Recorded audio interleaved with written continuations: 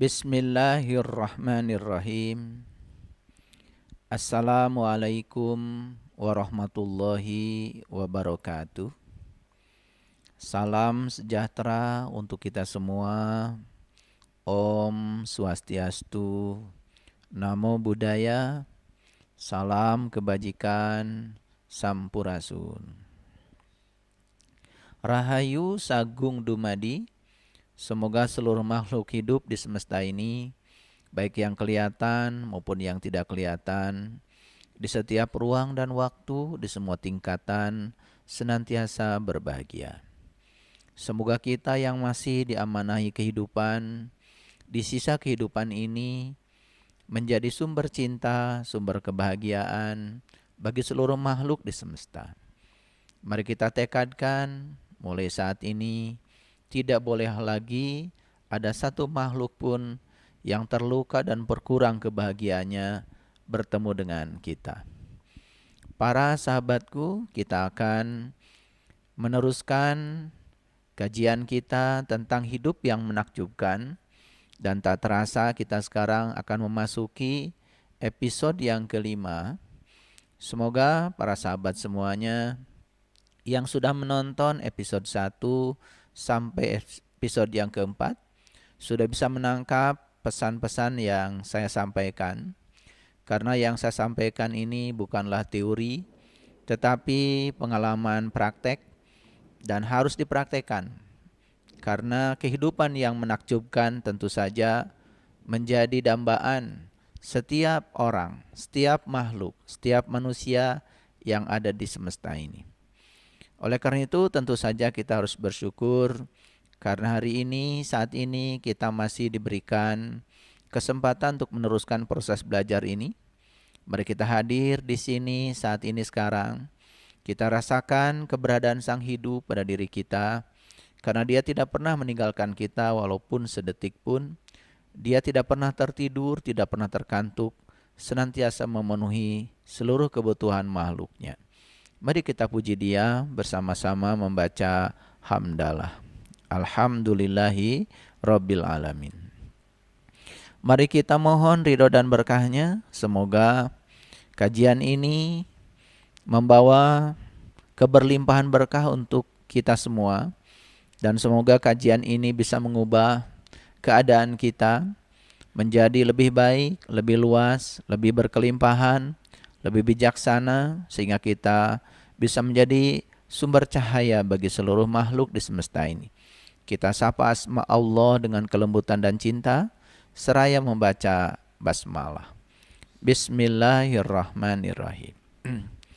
Para sahabat, kehidupan yang menakjubkan tentu saja dambaan semua manusia. Namun ada yang harus diubah dalam pikiran kita. Karena selama ini kita menganggap seakan-akan keadaan kehidupan kita hari ini sepenuhnya ditentukan oleh Allah. Betul bahwa Allah adalah sang keberadaan, Allah adalah sang kehadiran. Tapi Allah yang Maha Pengasih, yang Maha Penyayang, tentu saja tidak mungkin pilih kasih. Dia yang Maha Adil, tentu saja tidak mungkin bersikap tidak adil. Mari kita ubah sudut pandang kita dan percayalah bahwa sesungguhnya Allah menyediakan kesempatan bahagia yang sama untuk setiap orang.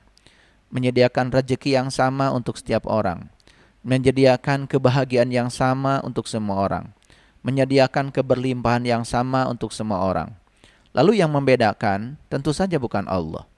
Yang membedakan keadaan kita saat ini adalah diri kita masing-masing.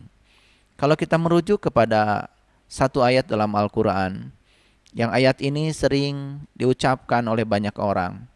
Allah tidak akan pernah mengubah nasib suatu kaum kalau Dia sendiri yang tidak mengubahnya. Oleh karena itu berarti perubahan nasib ditentukan kepada kita. Nasib bukan ditentukan oleh Allah.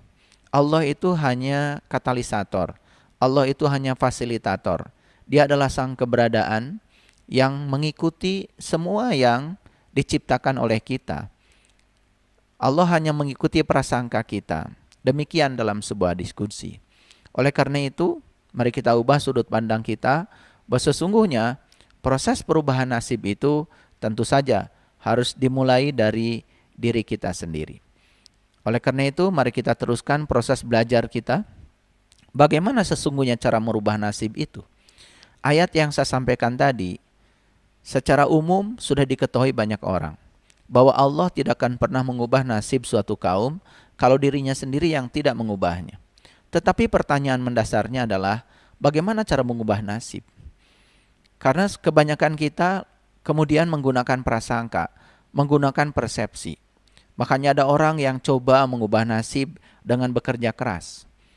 Ada orang juga mencoba mengubah nasib dengan belajar itu, belajar ini. Tentu saja tidak ada yang salah dengan itu. Tetapi kalau kita menemukan ilmunya, ternyata merubah nasib itu sesungguhnya adalah mengubah perasaan kita.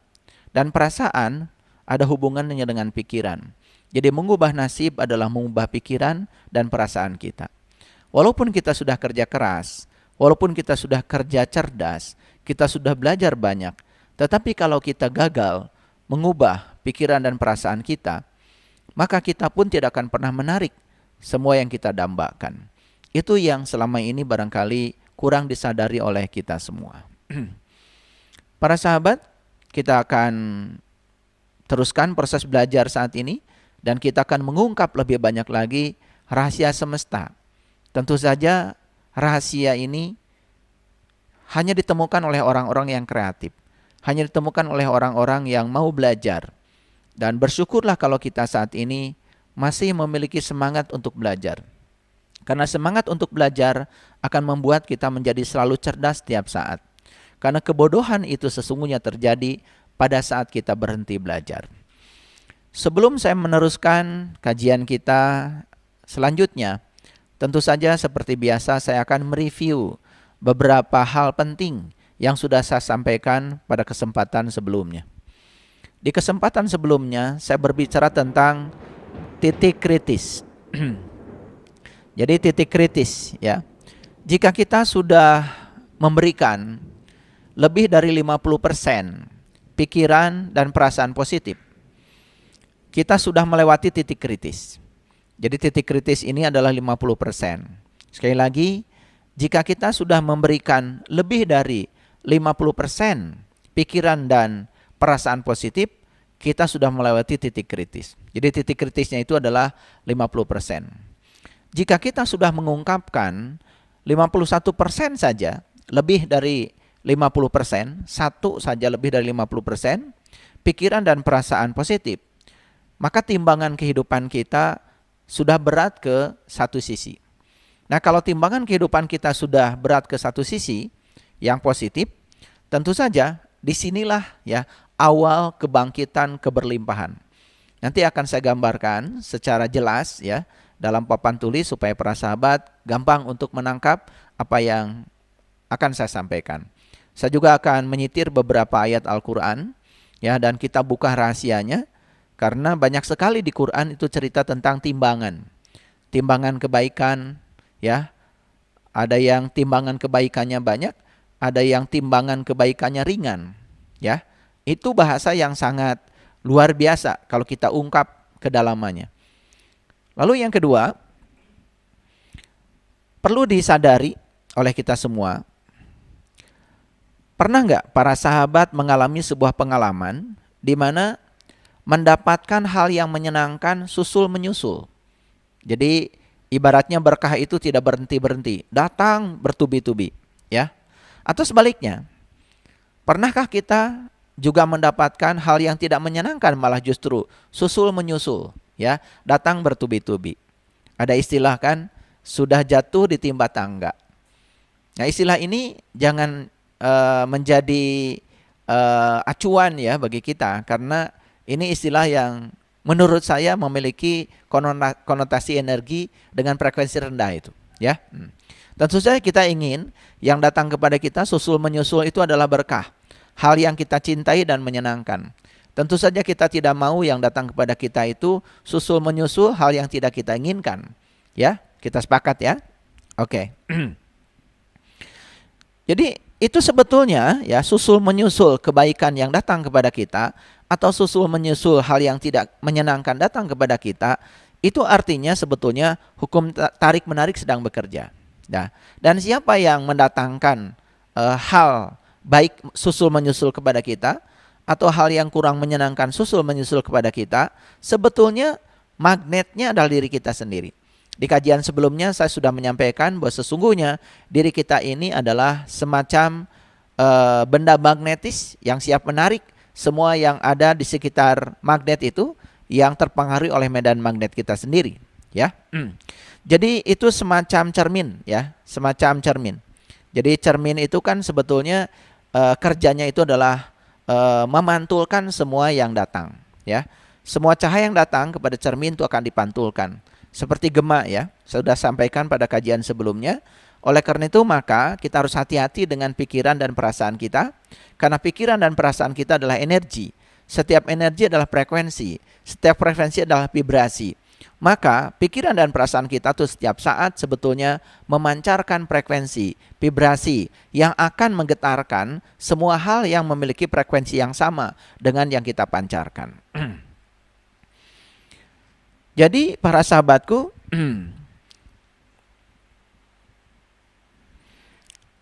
begitulah caranya, ya, kita dapat menjalani kehidupan yang menyenangkan dan selama-lamanya akan terlindung dari mara bahaya. Demikianlah caranya kita menjadikan kekuatan positif, ya, ketika keadaan kelimpahan dan keselarasan tertarik kepada kita. Itu yang dikatakan tadi oleh saya, ada orang yang mengalami keadaan di mana hal yang diinginkan dan dicintai datang susul menyusul. Baik, ya, saya mohon izin untuk menjelaskan ada satu ayat dalam Al-Quran yang sangat saya kagumi dan ini luar biasa kalau bagi saya. A'udzubillahi minasyaitonirrajim. Bismillahirrahmanirrahim. Fa amma man sakulat mawazinuhu fahuwa fi 'isyatir radiyah. Adapun orang-orang yang berat timbangan kebaikannya, maka dia berada dalam kehidupan yang diridhoi, ya. Fahuwa fi 'isyatir radiyah. Berada dalam kehidupan yang diridhoi, berada dalam kehidupan yang memuaskan, berada dalam kehidupan yang berkelimpahan. Tapi syaratnya satu, ya, timbangan kebaikannya itu harus lebih berat. Nah, ini ada kaitan dengan yang saya sampaikan tadi. Bagaimana kita bisa melampaui titik kritis? Jadi kalau timbangan, ya, kalau kiri dan kanan itu seimbang, itu artinya kita masih berada di titik keseimbangan. Nah, itu yang namanya titik kritis. Lampaui saja sedikit, ya, titik kritis. Misalkan kita melampaui 51% saja. 1% dari angka 50% berarti sudah bergeser ke arah yang lebih berat timbangan kebaikannya. Nah, satu ayat lagi, ya, yang perlu kita cermati. Ini sangat luar biasa. Wa amma man khafat mawazinuhu fa ummuhu hawiyah. Adapun orang-orang yang ringan timbangan kebaikannya, ya, maka tempatnya adalah hawiyah. Jadi hawiyah ini sering dikonotasikan dengan tempat yang menyengsarakan, atau sebut saja kesengsaraan, atau sebut saja seperti yang saya sampaikan tadi, datangnya hal yang tidak kita harapkan bertubi-tubi dalam kehidupan kita yang menimbulkan kesengsaraan. Jadi ini adalah konsep tentang timbangan. Oleh karena itu maka saya akan coba gambarkan, ya. Jadi kalau kita menggambarkan ini dalam sebuah garis bilangan seperti ini, ya. Ini adalah garis bilangan, ya. Jadi kalau ini adalah titik kritisnya tadi, ini adalah 50%, gitu. Ya, jadi berarti daerah sini ini adalah daerah yang negatif. Karena kurang dari 50% berarti timbangan akan berat ke kiri, ya. Tapi kalau bagian yang sini ini adalah yang positif, ya, positif, ya. Berarti geser saja ke sini satu, misalkan 51 di sini, ya, 51%. Ini berarti kita sudah melampaui titik kritis. Ini yang disebut dengan titik kritis, ya. Titik kritis. Titik kritis. Nah, kalau 49% berarti kita akan timbangan akan condong ke sebelah kiri. Kalau 51% timbangan akan condong sebelah kanan. Jadi kalau kita masih di wilayah sini, misalkan 49%, apalagi ke sini, ya ke daerah sini, maka timbangan akan condong ke sebelah kiri.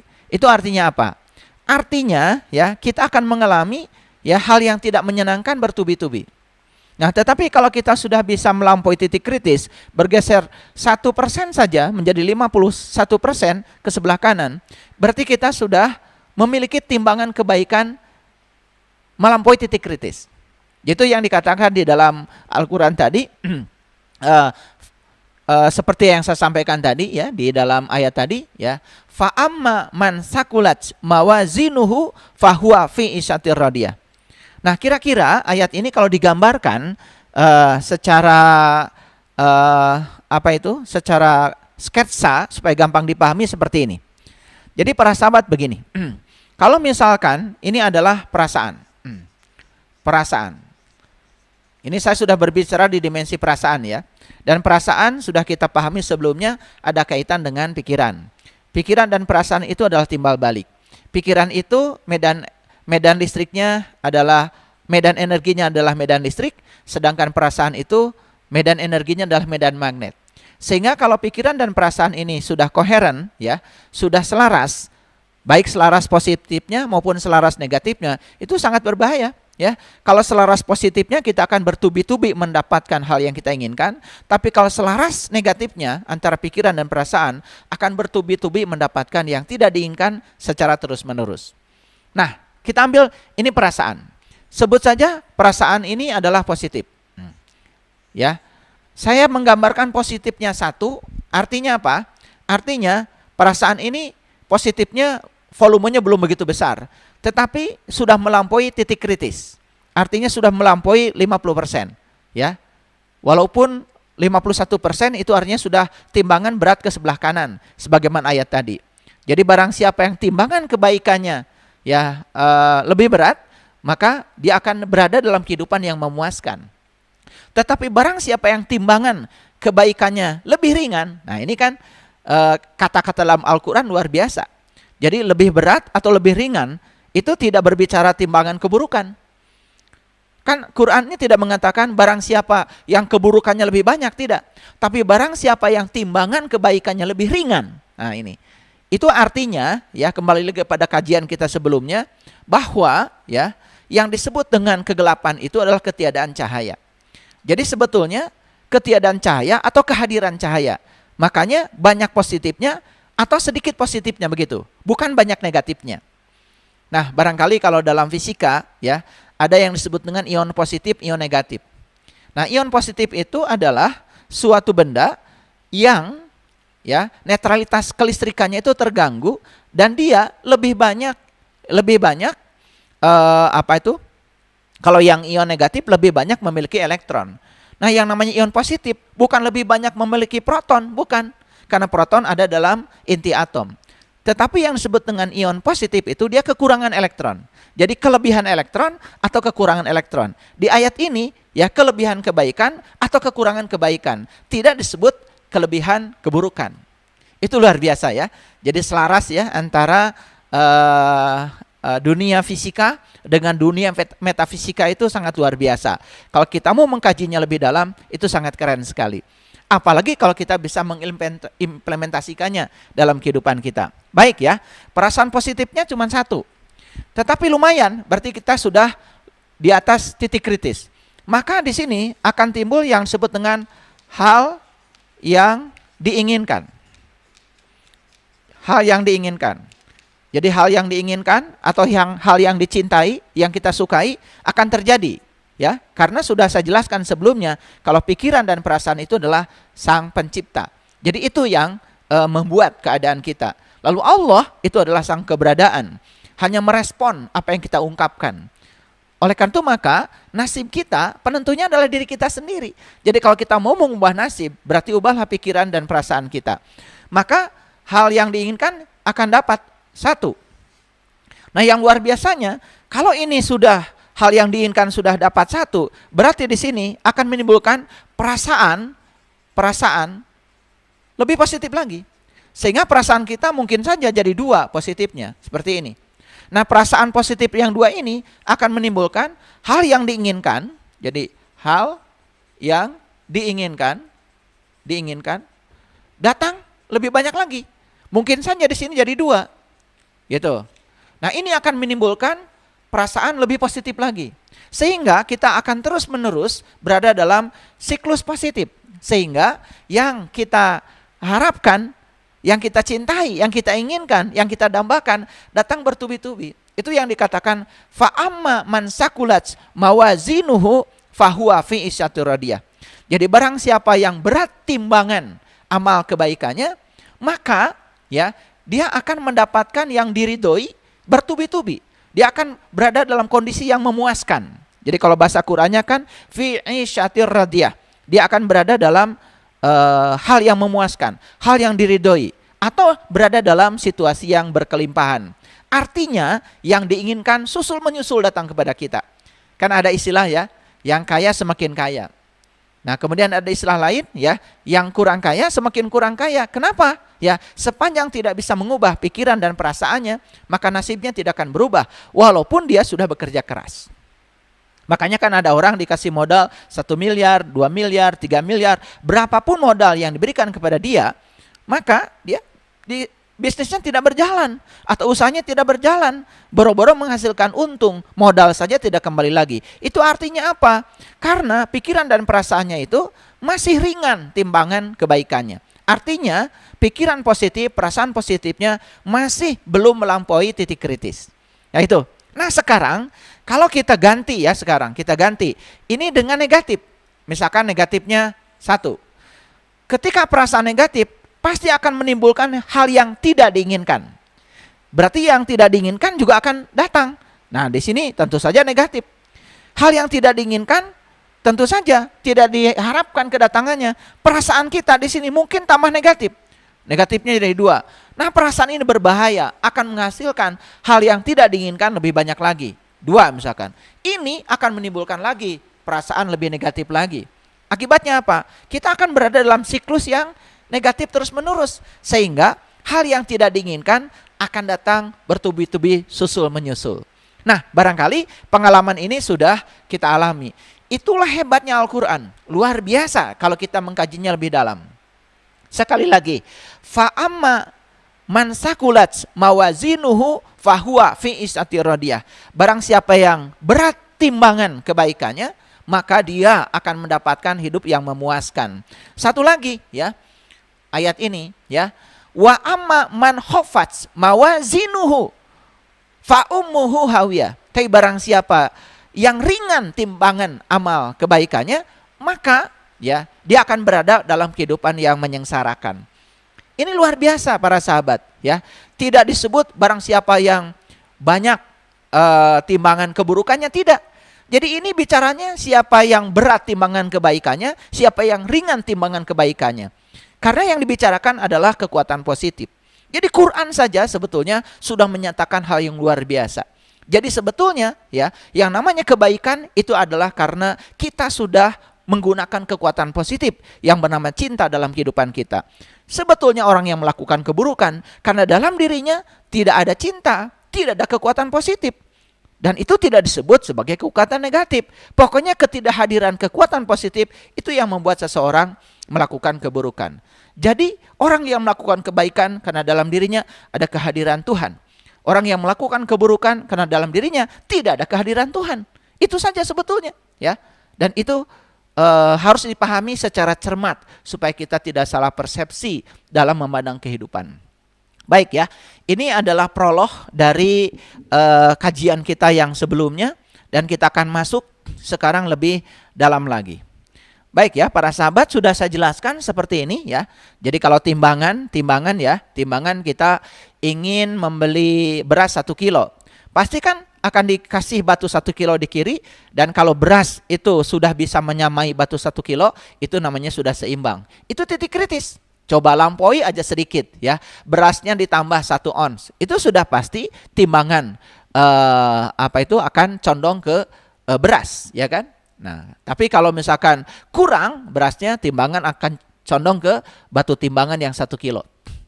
Luar biasa ya kajian Quran, kalau Quran itu dipahami dengan baik. Oleh karena itu maka Quran itu sebenarnya masih perawan para sahabat, masih banyak yang belum memahami secara cermat, apalagi mengimplementasikannya.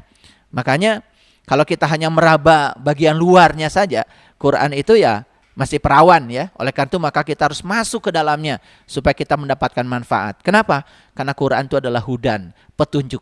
Quran itu adalah petunjuk ya untuk membuat kehidupan kita penuh dengan keberlimpahan, penuh dengan kebahagiaan, penuh dengan berkah dalam keadaan yang penuh diridhoi oleh Sang Pemilik semesta ini. Baik ya. Saya simpulkan dulu. Jadi, untuk mengubah hidup kita, yang harus kita lakukan adalah memberikan 51% waktu ya untuk memberikan cinta lewat pikiran dan perasaan baik. Jadi kita harus bisa ya memberikan waktu agar pikiran dan perasaan kita ini ya selalu berada dalam kondisi baik. Jadi pikirannya baik, perasaan kita baik, dan kalau kita bisa memberikan waktu 51% saja, maka di situ akan terjadi yang namanya percepatan. Nah, percepatan itu artinya apa? Kebaikan atau hal yang diinginkan dalam hidup kita akan datang susul menyusul. Dan ini bisa dipraktekkan para sahabat. Luar biasa. Ini harus dipraktekkan ya. Jadi begitu 51% tercapai, maka kita akan mengalami percepatan dan perbanyakan berbagai hal yang menyenangkan dalam hidup. Susul menyusul. Ya, makanya pernah mungkin melihat ada orang, loh kok ya dia itu berkahnya luar biasa ya. Ya, susul menyusul. Jadi rezekinya datang susul menyusul. Kemudian hubungan sosialnya juga luar biasa, pertemanannya juga luar biasa, bertemu dengan orang-orang yang menyenangkan, orang-orang yang membawa berkah, kesehatan tubuhnya juga luar biasa. Ya.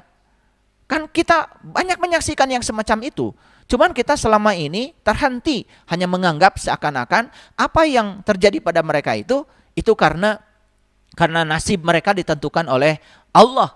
Padahal sebetulnya nasib mereka ditentukan oleh mereka sendiri. Ya, Allah itu adalah sebagai penentu, betul. Tetapi Allah itu tergantung kepada diri kita masing-masing. Makanya kalau kita belajar letting go, ya, letting go dari David Hawkins, itu buku yang sangat saya kagumi, ya, diajarkan tentang bagaimana cara kita melepas. Bagaimana cara kita melepas? Tentu saja kita itu akan melepas pada saat kita sudah melakukan upaya yang terbaik. Jadi hasil itu bukan wilayah kita, tapi hasil wilayahnya Allah. Tetapi proses itu semua adalah wilayahnya kita. Jadi oleh karena itu maka ya hidup itu sekali lagi adalah di sini, saat ini, sekarang. Karena apa?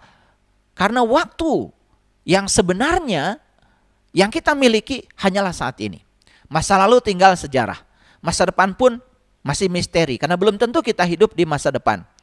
Dan kita sudah melewati masa lalu dan kita tidak akan pernah bisa memiliki mesin untuk mengembalikan kita ke masa lalu. Walaupun ada lagu mesin waktu, itu hanya lagu. Itu kan sebetulnya hanya ilusi pikiran dan seakan-akan kita bisa kembali ke masa lalu. Oleh karena itu maka hidup itu di sini, saat ini, sekarang. Jadi oleh karena itu para sahabat, mari kita nikmati ya setiap saat yang kita miliki. Jangan pinjamkan saat yang kita miliki ini untuk hari esok. Karena apa? Setiap saat yang kita miliki, di situ sebetulnya terjadi proses penciptaan. Oleh karena itu maka kita jaga pikiran dan perasaan kita setiap saat. Karena apa? Saya pernah mengatakan ya bahwa perasaan kita saat ini lebih penting dari segalanya. Karena apa? Perasaan kita saat ini sedang menciptakan kehidupan kita. Karena perasaan ada timbal balik dengan pikiran. Jadi setiap hari, setiap saat adalah kesempatan untuk hidup baru. Jadi kenapa kita dibangunkan hari ini? Kemarin kita hidup, sebelumnya kita hidup. Dan kenapa terus-menerus kita diberi kesempatan untuk hidup? Barangkali banyak yang tidak mengerti pesan apa di balik semua itu. Setiap hari, setiap kesempatan yang kita berikan kepada kita, sesungguhnya untuk menciptakan kehidupan yang baru. Menciptakan kehidupan yang lebih baik. Oleh karena itu bagi orang yang punya kesadaran, sebetulnya saat bangun pagi, penuh semangat. Karena apa? Karena dia tahu akan mendapati kehidupan yang berbeda dengan kehidupan yang sebelumnya.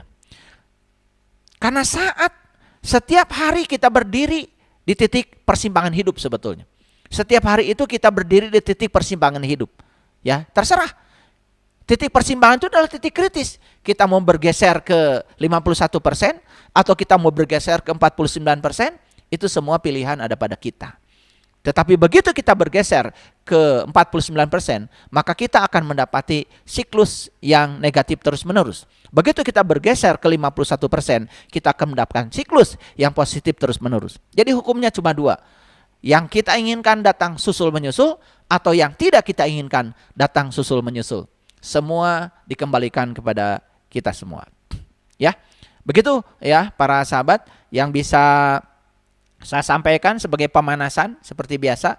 Itu adalah prolog yang saya sampaikan kaitannya dengan kajian kita di episode yang keempat.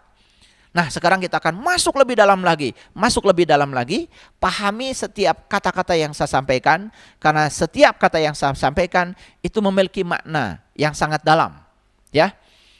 Kalau tidak bisa menangkap sekali, mungkin para sahabat bisa mengulangnya 2 kali, 3 kali. Inilah kelebihan teknologi ya. Karena bisa di-record, bisa direkam. Jadi para sahabat bisa mengulang-ulangnya berkali-kali sampai betul-betul memahaminya. Jadi para sahabat, penciptaan itu ternyata tiada henti. Tidak ada titik henti proses penciptaan. Makanya orang-orang fisika juga mengatakan bahkan alam semesta ini sebetulnya tidak pernah berhenti berkembang.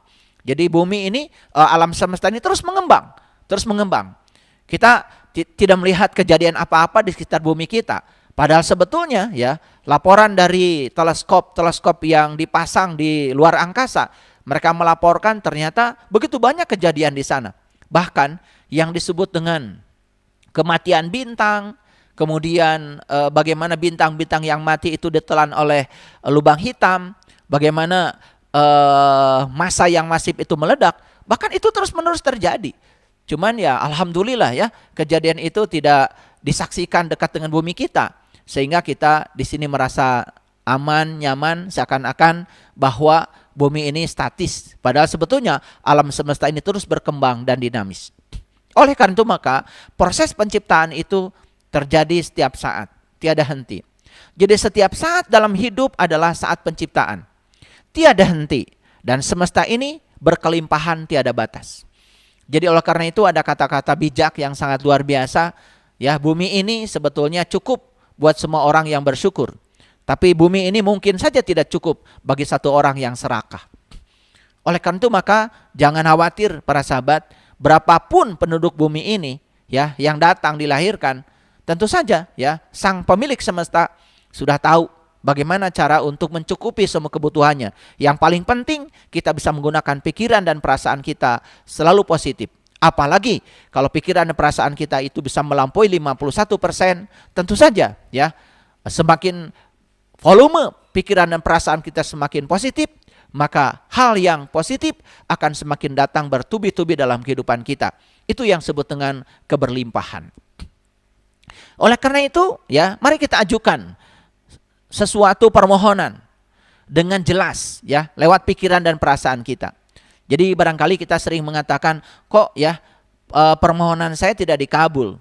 Mungkin saja ya apa yang kita ajukan itu permohonan kita ini kurang jelas ya. Artinya tidak diperjelas ya di pikiran dan perasaan kita. Segala sesuatu yang kita dambakan akan datang kepada kita kalau itu sudah diperjelas di pikiran dan perasaan kita. Diperjelas di pikiran dan perasaan kita. Bagaimana cara memperjelas itu? Itu yang akan saya sampaikan saat ini. Ya, jadi dalam episode kita kali ini akan dijelaskan betapa mudahnya memperoleh uang, betapa mudahnya memperoleh kesehatan, betapa mudahnya bisa mencapai karir yang kita inginkan, betapa mudahnya kita bisa melakukan usaha, betapa mudahnya kita bisa memiliki hubungan dengan kekuatan cinta. Semua itu sebetulnya sangat mudah kalau kita tahu ilmunya, tahu caranya. Oleh karena itu maka dalam episode yang kelima ini akan dijelaskan rahasia mudah, langkah-langkahnya, proses penciptaan ini seperti apa. Bagaimana cara mewujudkan segala sesuatu keinginan kita, bahkan keinginan yang spesifik sekalipun. Di sini ya akan diberikan rahasia untuk memperoleh yang diinginkan. atau untuk mengubah sesuatu yang tidak kita inginkan. Karena apa? Memperoleh yang kita inginkan atau mengubah sesuatu yang tidak kita inginkan, sebetulnya prosesnya sama saja. Semua ada di pikiran dan perasaan kita. Ya, itu. Baik ya. Nah, kembali kepada proses penciptaan. Bagaimana proses penciptaan? Kembali lagi para sahabat, kita harus kembali mendudukkan bahwa dalam Quran surat Al-Fatihah Allah mengatakan Alhamdulillahi Rabbil Alamin. Segala puji milik Allah dan Allah adalah Rabb bagi sekalian alam. Jadi kalau alamin itu dalam bahasa Arab itu sering diartikan berasal dari kata alamat. Jadi alamat itu adalah ciri. Karena apa? Semua yang di semesta ini, baik yang kelihatan maupun yang tidak kelihatan, menandakan keberadaannya, menandakan kehadirannya. Karena tidak ada satu ruang pun di semesta yang tidak ada kehadirannya, yang tidak ada keberadaannya. Jadi sebetulnya ya bukan Allah yang ada dalam diri kita, tapi diri-diri kita ini, semua makhluk ini sebetulnya ada dalam dirinya Allah, ada dalam dirinya Tuhan. Oleh karena itu, orang-orang yang sampai hari ini merasa ada ilusi keterpisahan dengan Tuhannya, sama saja seperti seekor ikan yang setiap saat mengambil kehidupan dari samudra, tapi dia masih mempertanyakan di mana samudra. Makanya sekali-kali ikan itu perlu loncat dari samudra. Maka ketika ikan itu loncat dari laut, dia baru bisa menyaksikan, oh ternyata ya itulah tempat hidup saya. Makanya untuk tahu bahwa dia selama ini tinggal dalam laut, sekali-kali dia harus keluar dari lautan. Makanya coba perhatikan ya, ikan lumba-lumba ya, ada yang loncat ke atas. Kenapa loncat ke atas? Dia sedang merasakan sensasi. Bagaimana keluar dari medan kehidupannya sendiri. Sehingga dia bisa meyakinkan bahwa sebetulnya dia bersama dengan tempat hidupnya. Baik ya, kita masuk lagi kepada proses penciptaan. Jadi proses penciptaan itu para sahabat cuma 3 saja. Sangat sederhana. Yang pertama, bayangkanlah. Yang kedua, rasakanlah. Yang ketiga, terimalah. Ini kata-katanya sederhana, tetapi harus dipahami dengan cermat. Jadi yang pertama, bayangkanlah. Yang kedua, rasakanlah. Yang ketiga, terimalah. Nah, oleh karena itu maka Einstein pernah mengatakan, ya, jadi kalau pikiran itu hanya menghubungkan kita dari A ke B, sedangkan imajinasi bisa menghubungkan kita dari A ke B, ke C, ke D, sampai ke Z, bahkan tanpa batas. Itulah hebatnya imajinasi. Jadi imajinasi yang saya maksud di sini, ya. Bayangkanlah, rasakanlah, dan terimalah. Bagaimana membayangkan? Langkahnya seperti apa? Awas, jangan salah ya. Yang pertama, gunakan pikiran untuk memfokuskan dan membayangkan apa yang kita inginkan. Tentu saja, ya, alatnya adalah pikiran. Yang pertama, gunakan pikiran untuk memfokuskan dan membayangkan apa yang kita inginkan. Yang kedua, bayangkan diri kita berada bersama dengan yang kita inginkan itu. Jadi tidak cukup hanya dengan membayangkan apa yang kita inginkan. Tidak cukup hanya dengan memfokuskan pikiran kita pada yang kita inginkan. Tetapi harus melampaui yang kedua. Apa itu? Bayangkan diri kita berada bersama dengan yang kita inginkan itu. Jadi yang kita sudah bersama dengan yang kita inginkan itu. Walaupun masih dalam pikiran, tapi pikiran sudah bisa menjangkau ke sana. Itu hebatnya pikiran. Pikiran itu luar biasa. Ya, jangkauannya sangat luas. Jadi yang pertama, gunakan pikiran untuk memfokuskan dan membayangkan apa yang kita inginkan. Yang kedua, bayangkan bahwa diri kita sudah berada bersama dengan yang kita inginkan itu. Walaupun baru dalam pikiran. Lalu yang ketiga, bayangkan diri kita melakukan berbagai hal dengan apa yang kita inginkan itu. Jadi kita ini ya sudah melakukan berbagai hal. Walaupun baru di tingkat pikiran dengan yang kita inginkan itu. Dan yang keempat, bayangkan diri kita memiliki yang diinginkan itu. Jadi saya beri contoh lah sederhana ya. Ya, saya menginginkan sebuah mobil dambaan saya yang saya sangat senangi, ya. Dan itu sudah berkali-kali saya coba. Jadi yang pertama saya menggunakan pikiran tentu saja untuk memfokuskan dan membayangkan mobil mana yang saya inginkan, ya. Nggak usah berpikir uang, ya, karena semesta yang akan menyelesaikan caranya. Nah, kita itu sering berpikir cara. Tugas kita itu yang pertama. Yang kedua, saya membayangkan bahwa diri saya sudah bersama dengan mobil itu. saya membayangkan bahwa diri saya sudah bersama dengan mobil itu. Lebih dalam lagi, saya membayangkan bahwa saya sudah melakukan berbagai hal dengan mobil itu. Saya berpergian ke sini, ini bukan halusinasi, bukan. Ini imajinasi. Ya, ini bukan halusinasi. Jadi kalau ada orang mengatakan ini halusinasi, itu karena tidak tahu ilmunya. Ya, ini harus dipraktekkan.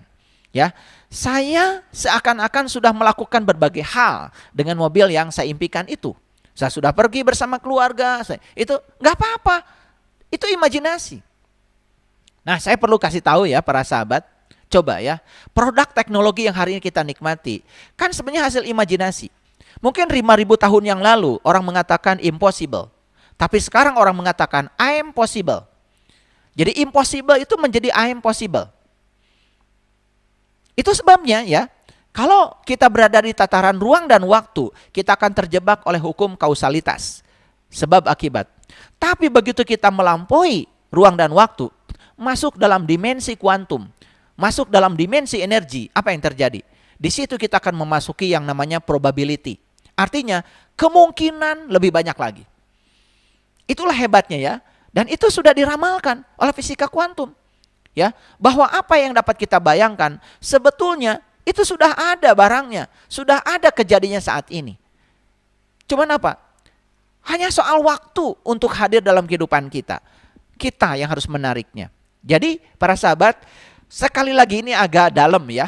Ini saya ulang-ulang. Yang pertama ya, bagaimana cara membayangkan? Gunakan pikiran untuk memfokuskan dan membayangkan apa yang kita inginkan. Yang kedua, bayangkan diri kita sudah berada bersama dengan yang diinginkan itu, walaupun di tingkat pikiran. Yang ketiga, bayangkan diri kita sudah melakukan berbagai hal dengan yang kita inginkan itu. Dan yang keempat, bayangkan diri kita sudah memiliki yang diinginkan itu. Ini ya, membayangkan. Jadi bukan membayangkan tuh seperti yang selama ini dilakukan banyak orang. Makanya disitulah pentingnya kita harus melek, harus literasi, harus melek ilmu ya. Makanya janganlah jadi orang yang tidak tahu, tapi kita tidak tahu bahwa kita tidak tahu. Lebih bagus jadi orang yang tidak tahu, tapi kita tahu bahwa kita tidak tahu. Maka semesta pasti akan memberitahu. Nah, sekarang bagaimana merasakan? Kan tadi ilmunya proses penciptaan itu cuma 3. Yang pertama membayangkan, yang kedua merasakan, yang ketiga menerima. Bagaimana cara merasakan?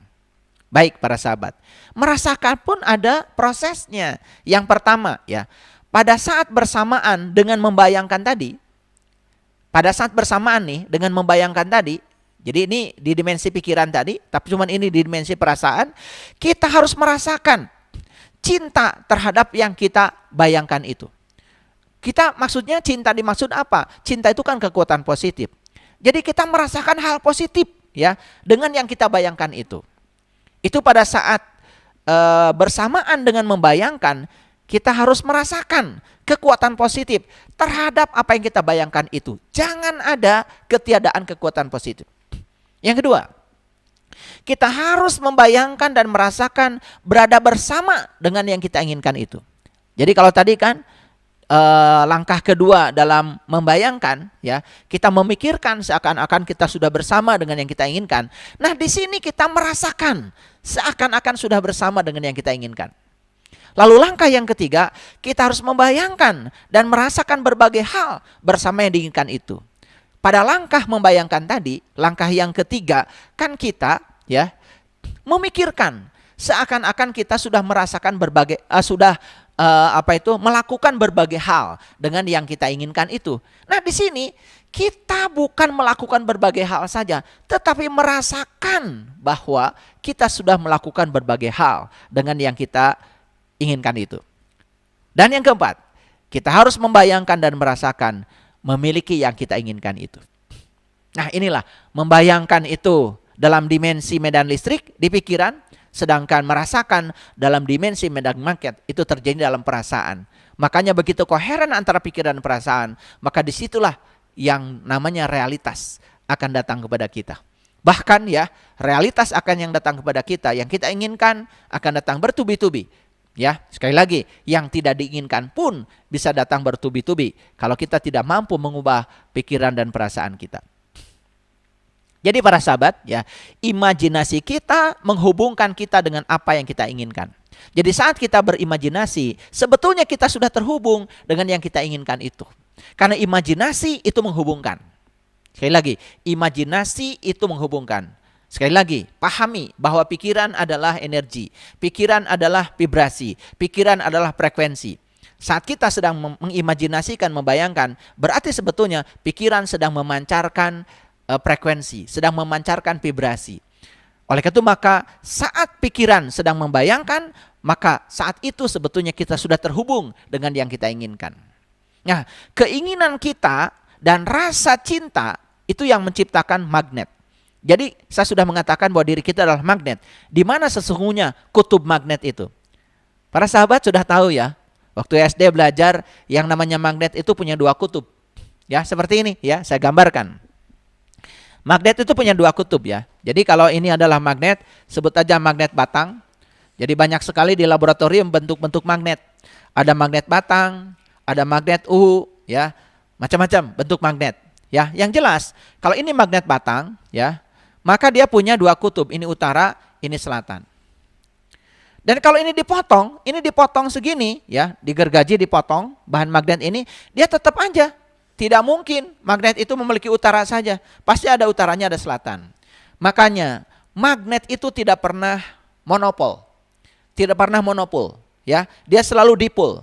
Dipol itu artinya selalu memiliki dua kutub. Kalau ini dipotong lagi, tidak mungkin utara saja. Dia akan memiliki sama, ya, utara dan selatan. Walaupun ukurannya lebih kecil. Ini dipotong lagi, dia akan memiliki utara dan selatan. Utara dan selatan. Terus dipotong sampai pada tingkat yang elementer. Itu yang disebut dengan dipol. Makanya dipol magnet dalam fisika itu adalah elemen terkecil magnet.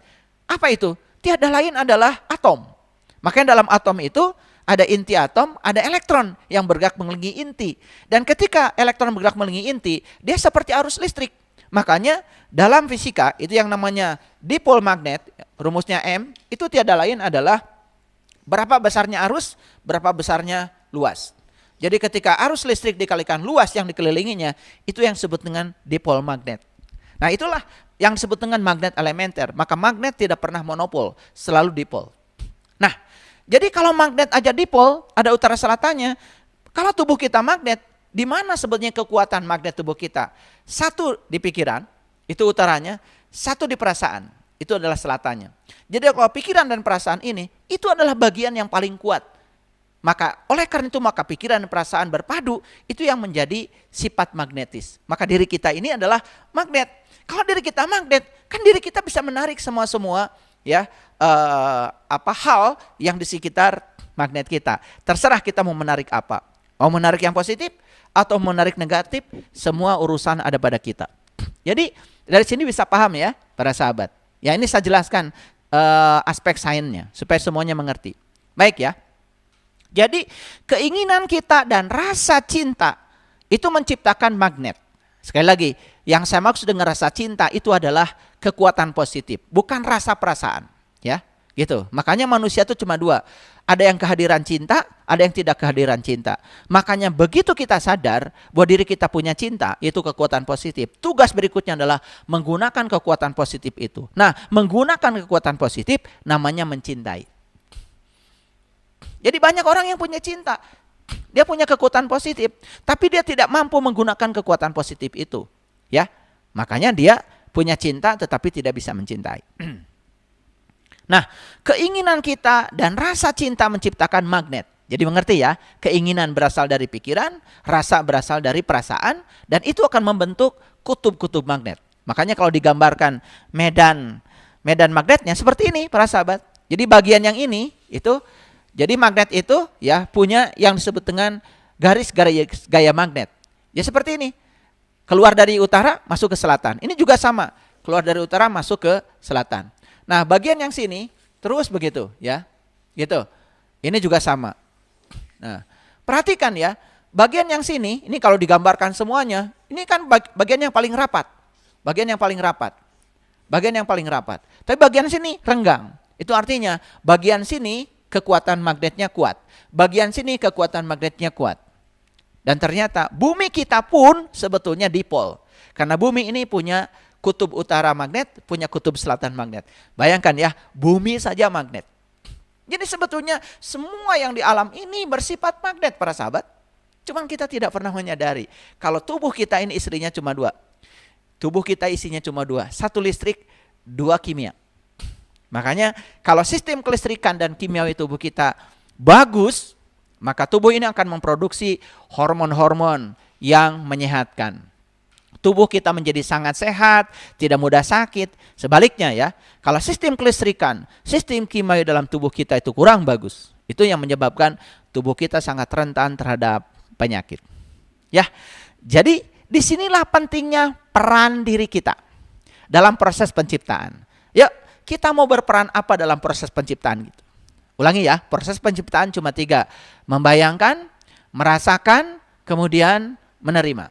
Nah, kuncinya di mana? Kuncinya di membayangkan, tadi ada 4 langkah, di merasakan ada 4 langkah. Ulang-ulang para sahabat, sampai para sahabat mengerti ini. Lalu dipraktekkan. Laporkan pada saya. Luar biasa ya hasilnya. Baik. Nah, jadi yang tadi baru 2 langkah ya. Yang pertama membayangkan, yang kedua adalah merasakan. Nah, bagaimana langkah untuk menerima? Awas ya, menerima tuh bukan begini, bukan begitu ya. Ini ada ilmunya. Yang pertama, langkah yang pertama. Kekuatan cinta atau kekuatan positif akan bekerja lewat kekuatan alam. Jangan lupa ya, kekuatan positifnya akan bekerja lewat kekuatan alam. Jadi alam ini ya tidak diam. Dia punya kekuatan. Baik yang kasat mata maupun yang tidak kasat mata. Untuk apa? Untuk menghadirkan apa yang kita inginkan. Jadi sebetulnya yang kita inginkan ini tentu saja bukan dihadirkan oleh kita. Dihadirkan oleh kekuatan alam. Nah sekarang bagaimana kekuatan cinta kita itu bisa ya menggerakkan agar kekuatan alam bekerja untuk menghadirkan yang kita inginkan. Itu langkah yang pertama. Yang kedua, pahami kekuatan alam akan menggunakan berbagai keadaan, kejadian, orang untuk menghadirkan apa yang kita inginkan. Jadi, ya cara alam menghadirkan yang kita inginkan ini pasti dong menggunakan berbagai keadaan atau orang, ya, atau apa saja yang menjadi lantaran. Kan tidak mungkin kan uang jalan ke rumah kita karena dia tidak punya kaki. Pasti datang ke rumah kita itu ya lewat kita berhubungan dengan orang, mungkin saja ada hubungan bisnis, ada hubungan apa, ada hubungan kasih sayang, sehingga orang bisa memberikan uang. Kan uang itu datang kepada kita dibawa oleh orang, tapi orang ini digerakkan siapa? Digerakkan oleh kekuatan alam. Lalu kenapa alam bisa menggerakkan orang ini? Karena kita yang mengundangnya. Kita yang mengundangnya lewat pikiran dan perasaan kita. Ya, itu mekanismenya. Jadi apapun yang kita inginkan, kita harus menginginkannya dengan sepenuh hati. Jadi kenapa yang kita inginkan tidak datang kepada kita? Saya pastikan para sahabat menginginkannya tidak sepenuh hati. Membayangkan dan merasakannya tidak sepenuh hati. Langkah membayangkan dan langkah merasakannya belum tahu caranya. Dan saat ini di episode yang kelima saya beritahu caranya. Luar biasa ya, silakan dipraktekkan. Jadi keinginan itu adalah cinta. Kembali lagi kepada episode yang pertama, episode 1. Adakah teknologi ini kalau tidak ada cinta? Tidak ada bukan? Karena apa? Para ilmuwan melakukan penelitian ya. Penelitian tentang optik, penelitian tentang listrik, tentang magnet, tentang gelombang, tentang termodinamika. Kan semua itu karena ada keinginan. Keinginan untuk mendapatkan sesuatu, rahasia alam, yang ketika rahasia itu diciptakan dalam teknologi, membuat kehidupan manusia menjadi mudah. Coba bayangkan para sahabat, apakah video ini bisa dinikmati oleh para sahabat kalau tidak ada kamera? Apakah video ini bisa dinikmati para sahabat kalau tidak ada IT? Kan tidak ada. Dan semua penciptaan, semua penemuan bukankah sebetulnya berasal dari keinginan positif yang dimiliki oleh para ilmuwan. Maka kita harus berterima kasih pada mereka. Kalau nggak ada mereka tidak ada teknologi. Jangan menganggap mereka ini ya cuma-cuma. Karena penemuan itu sambung menyambung para sahabat.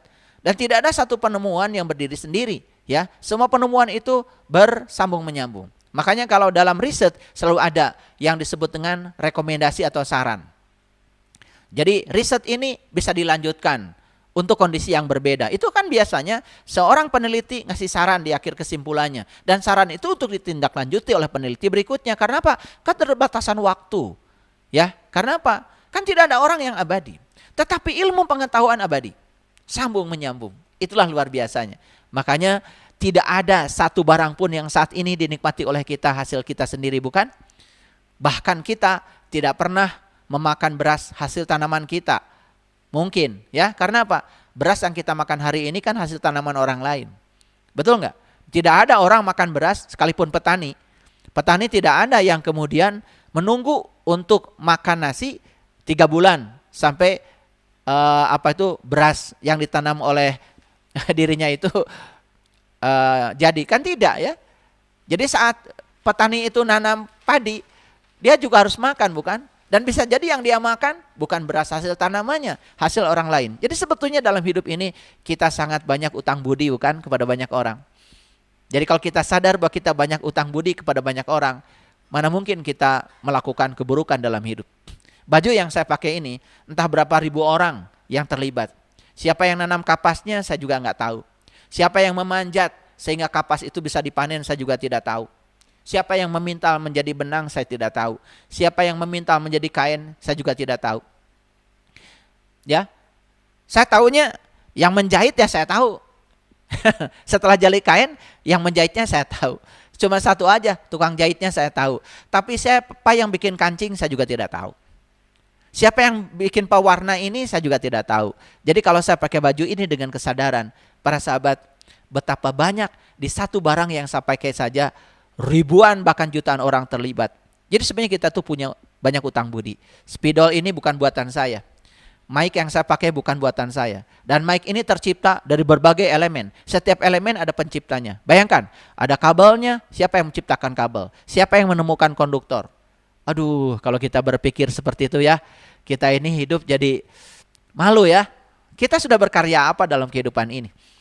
Makanya aneh ya. Makanya orang-orang yang dangkal pengetahuannya cuma bisa menyalahkan, cuma bisa menghujat, menebarkan kebencian. Sebetulnya orang yang semacam itu sederhana ya. Karena dalam dirinya tidak punya cinta, tidak ada kekuatan positif.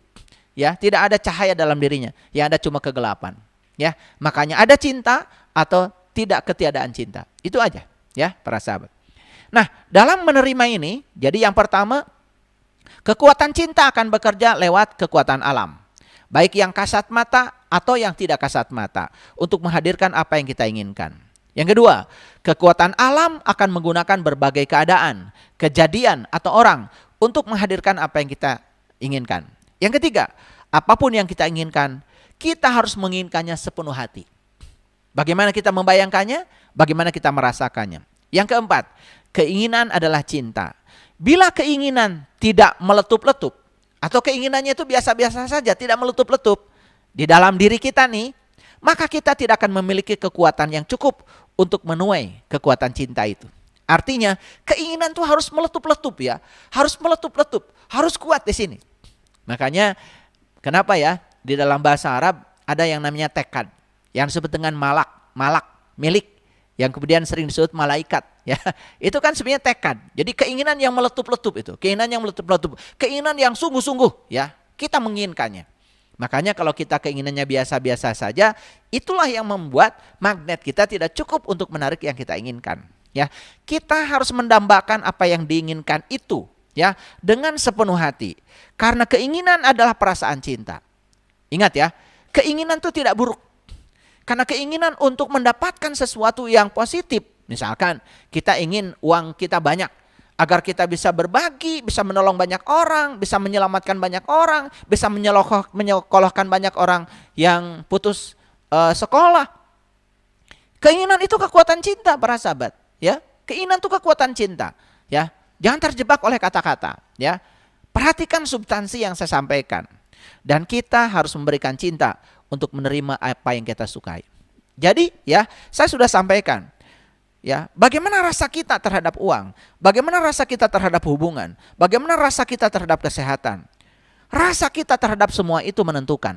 Kalau rasa kita negatif, misalnya sederhana saja, ketika diajak sama saya, minggu depan kita ke Bali yuk. Nah kalau rasa kita negatif, langsung, wah uang dari mana? Itu rasa kita terhadap uang sudah negatif, maka kita tidak akan pergi ke Bali. Tapi setidak-tidaknya kalau rasa kita positif, yuk pasti ada uangnya. Pasti saya punya uangnya, pasti saya ke Bali. Kalau rasanya positif terhadap uang, uang juga akan datang. Jadi sebetulnya rasa kita yang menarik. Nah, jadi ketika rasa kita positif akan menarik hal yang positif. Berarti yang kita inginkan. Kalau rasa kita tidak positif, kita menarik yang tidak kita inginkan. Apa itu? Ketiadaan uang. Sehingga orang pergi ke Bali, kita tidak ikut pergi ke sana. Karena apa? Ya karena kita ya tidak sepenuh hati menginginkannya. Dan ini dianggap sepele ya, padahal ini adalah hal yang sangat bagus ya, sangat penting ya. Ini adalah kuliah yang sangat penting para sahabat. Oleh karena itu, pahami, cermati setiap kata yang saya sampaikan, coba mulai dipraktekkan dalam hidup ya. Jika perlu nanti kita kopi darat lah ya. Silahkan ya kalau tidak percaya dengan apa yang saya sampaikan ya. Itu luar biasa ya, luar biasa. Dan saya sekali lagi tidak pernah mau menyampaikan sesuatu yang saya tidak mengalaminya, yang saya tidak merasakannya, yang saya tidak mengetahuinya, yang saya tidak memahaminya.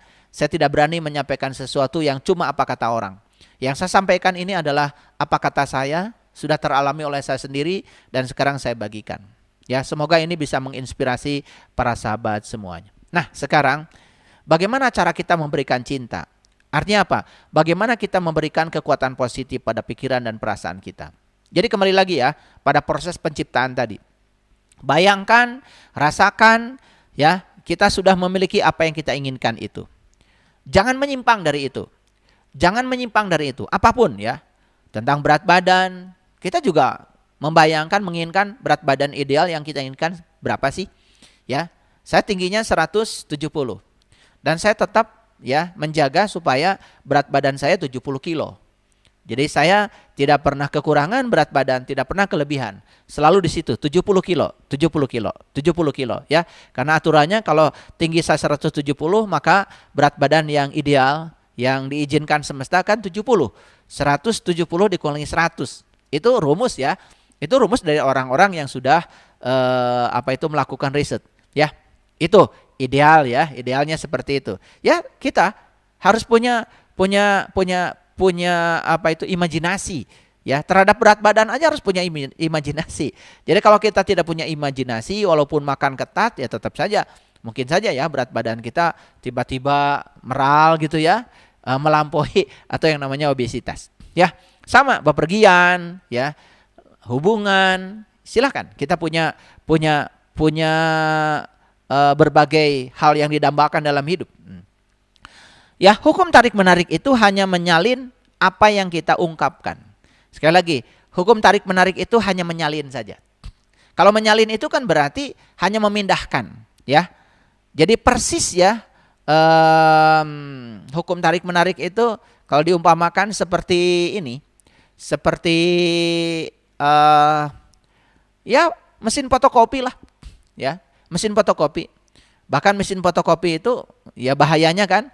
Kalau kita punya satu lembar yang asli kan bisa dikopi 100 kali. Bahaya kan. Nah bayangkan ya. Kalau kita selalu negatif ya. Mungkin negatif 1 bisa terjadi diduplikasi jadi 100 kali yang negatif ya. Sangat berbahaya. Makanya kan hukum tarik menarik itu ya hanya menyalin aja. Menyalin apapun yang kita ungkapkan. Jadi kan hanya menyalin. Menyalin apa adanya. Jadi apa yang kita ungkapkan, ya itu yang akan kita terima.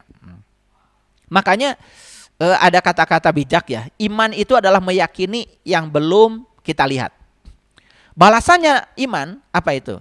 Kita melihat apa yang kita yakini itu.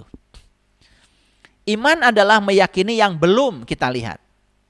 Balasan iman apa? Melihat apa yang kita yakini itu. Ya, makanya kalau di Quran dikatakan man kana yarju liqa Allah fa inna ajalahu la'at. Barang siapa yang berharap ingin ketemu dengan Allah, maka waktu yang dijanjikan pasti akan datang. Quran surat Al-Ankabut ayat yang kelima. Ya. Jadi kalau kita yakin ya, meyakini yang belum kita lihat, maka suatu saat balasan dari iman apa? Kita melihat apa yang kita yakini itu. Itu luar biasa ya. Nah, jadi imajinasi adalah awal penciptaan para sahabat. Kita membayangkan apa yang kita dambakan, kita menginginkan apa yang kita bayangkan, dan akhirnya kita menciptakan apa yang kita inginkan. Dengarkan kata-kata saya. Imajinasi adalah awal penciptaan. Proses yang pertama adalah membayangkan apa yang kita dambakan. Yang kedua, menginginkan apa yang kita bayangkan itu. Jadi pertama membayangkan yang kita dambakan. Yang kedua, menginginkan yang kita bayangkan itu. Kita harus menginginkannya yang kita bayangkan itu. Dan yang ketiga, menciptakan apa yang kita inginkan. Bagaimana menciptakan tadi? Ya, menciptakan prosesnya adalah membayangkan, kemudian merasakan dan menerima. Nah, 3 fase itu sudah saya ungkapkan. Jadi kalau para sahabat belum mengerti, nanti ulang-ulang ya untuk memahaminya. Dan kemudian coba praktek. Karena apa? Yang kita bicarakan ini kan hidup yang menakjubkan. Dan hidup yang menakjubkan adalah dambaan setiap orang. Ya, kenapa saya bagikan ini kepada para sahabat, rahasia ini? Karena apa ya? Saya tentu saja sangat bahagia kalau banyak orang yang terinspirasi dengan ini dan berubah nasibnya ya menjadi lebih baik. Baik ya para sahabat. Ada hukum alam yang perlu dicermati oleh kita, memberi dan menerima. Memberi dan menerima. Makanya kan ada orang yang sering bergurau. Sebetulnya yang bagus itu bukan terima kasih. Bukan terima kasih, tetapi kasih terima. Jadi kasih dulu baru menerima. Ya, bukan menerima baru memberi, tapi memberi dulu baru menerima. Ya, ya, oke. Jadi saya beri judulnya ini di subjudul ini adalah memberi dan menerima. Bukan menerima dan memberi ya, memberi dan menerima. Jadi memberi dulu baru menerima. Nah, hukum tarik-menarik ya, itu berbicara apapun yang kita berikan itu yang akan kita terima. Sekali lagi ya, hukum tarik-menarik menyatakan apapun yang kita berikan itu yang akan kita terima. Hukum tarik-menarik itu seperti cermin. Tahu cermin ya? Cermin itu memantulkan sinar. Jadi kalau ini ada benda, di sini ada cermin ya, saya gambar ya. Ini cermin seperti ini ya. Kalau ini ada cermin nih, cermin. Bagian belakangnya ini, bagian belakangnya. Ini kan bagian mukanya ini ya. Bagian mukanya. Makanya cermin itu kan bagian mukanya halus sekali. Nah, jadi kalau di sini ada benda, nih, ada benda, ada orang berdiri ya. Maka di sini akan ada bayangannya, di sebelah sini ada bayangannya. Ada bayangan di sini. Dengan jarak benda, artinya jarak dari benda ke cermin sama jarak dari benda ke bayangan. Nah, kenapa terbentuk bayangan? Sebetulnya karena apa? Ya. Taruhlah di sini ada sinar, dari sini ya, dari kepala ini ada sinar yang datang ke sini. Sinar datang ke sini. Ini satu titik aja, misalkan mata, ya. Sinar datang ke sini, karena cermin itu halus, maka berlaku hukum Snellius. Jadi sinar datang dengan sinar pantul itu berada dalam satu bidang. Di mana sudut datang sama sudut pantul. Jadi kalau ini sudut datangnya, maka ya sebut saja sudut datangnya adalah 20 derajat. Maka sudut pantulnya juga akan 20 derajat ke sini. Ya kan 20 derajat. Itu sifat cermin. Nah, makanya ya ini kalau diperpanjang ke sini ya, sinar pantulnya itu akan membentuk bayangan. Jadi cermin itu adalah semua sinar yang datang dipantulkan. Jadi semua yang kita berikan kepada alam, yang diberikan pada semesta, itu akan dipantulkan pada diri kita sendiri. Maaf ya, kalau kita memberikan kebencian, maka kita akan dibenci. Kalau kita memberikan kasih sayang, kita juga akan mendapatkan cinta. Kita akan mendapatkan persis seperti yang kita berikan. Jadi kalau ini mendatangkan sinar ke sini akan dipantulkan. Dan akan dipantulkan pada orang ini juga. Itu sifat cermin yang pertama. Yang kedua ya. Yang kedua, perhatikan ya. Jadi hukum tarik-menarik itu seperti cermin. Yang kedua seperti gema ya. Kalau saya bicara berarti gelombang mekanik dari mulut saya ke dinding sana, maka oleh dinding kan dipantulkan ke sini. Itu gema. Jadi dinding itu hanya memantulkan apa yang kita berikan. Yang kita berikan akan dipantulkan pada kita sendiri. Makanya hati-hati para sahabat ya, kalau kita menebarkan kebencian, maka suatu saat kita juga akan menebar kebencian yang sama yang kita tebarkan. Hati-hati. Makanya daripada begitu lebih bagus kita menebarkan cinta kasih ya. Oke. Nah, yang paling berbahaya hukum tarik-menarik itu seperti mesin fotokopi. Nah, mesin fotokopi itu aslinya cuma 1, kan bisa diperbanyak jadi 100, bisa 1000, bisa 1.000.000. Coba ya, 1 halaman ijazah kita yang asli bisa nggak dibuat jadi 1000 kopinya? Bisa kan? 2.000, 3.000. Nah, yang paling berbahaya itu ya aslinya cuma 1 tapi bisa diduplikasi. Nah, bahayanya kalau kita sudah menduplikasi. Nah, duplikasi seperti yang saya sampaikan tadi. Jadi kita akan terjebak dalam lingkaran lingkaran yang negatif terus-menerus. Makanya yang disebut dengan duplikasi di sini adalah kita akan didatangi hal yang tidak kita inginkan bertubi-tubi. Ya, mohon maaf ya. Sudah masalah keuangan, masalah hubungan, masalah bisnis, masalah usaha bertubi-tubi, nggak ada yang jalan semuanya. Kenapa itu? Itu ya, karena perasaan kita belum kita ubah, ya. Itu yang saya sampaikan tadi ya, kita terjebak dalam sebuah siklus. Masih ingat ya kajian yang sebelumnya? Ketika kita merasakan hal yang negatif, kita tuh seperti membuat satu jeruji dalam sangkar burung. Negatif lagi, satu jeruji lagi, negatif lagi, satu jeruji. Jadi akhirnya lengkaplah ya, jadi sangkar burung. Dan kita adalah burung yang terpenjara di sangkar itu. Sehingga apa? Kita dipenjara oleh jeruji yang dibuat oleh kita sendiri. Jadi sekarang tugas kita apa? Yuk kita patahkan semua jeruji yang telah memenjarakan kita. Jeruji-jeruji itu harus dipatahkan oleh kita sendiri. Gimana caranya? Mengubah perasaan. Mengubah perasaan kita. Ya, oke. Jadi dunia adalah semacam kanvas dunia ini. Ya, dunia ini seperti hamparan kanvas. Bagi apa? Bagi imajinasi kita. Jadi dunia ini adalah seperti kanvas bagi imajinasi. Sama seperti seorang pelukis, sebelum dia melukis, pasti dia itu melakukan imajinasi dulu. Apa yang mau dia lukis? Gak mungkin dia tidak imajinasi dulu, bukan? Nah, dengan imajinasi itu kemudian dia menggunakan kanvas ya untuk mewujudkan imajinasinya. Sehingga terciptalah lukisan yang indah. Dan itu kan sebetulnya dari imajinasi. Ya, oke. Nah, semua hal yang ada sekarang adalah buah imajinasi. Dari siapa? Dari orang-orang yang mengungkapkan cinta. Mic ini buah imajinasi. Dulu kan ada orang teriak-teriak, betul nggak? Lalu dibuatlah amplifier supaya suara yang kecil itu bisa dibesarkan. Bayangkan ya, saya cerita di hadapan orang yang jumlahnya ratusan ribu. Kan suara saya tidak didengar. Lalu orang berimajinasi, gimana caranya saya menciptakan teknologi supaya suara yang kecil itu bisa dibesarkan, di amplifier, dikalikan. Maka orang berimajinasi, lalu terciptalah mic ini. Orang berimajinasi, terciptalah toa di masjid ya yang sering dipakai speaker.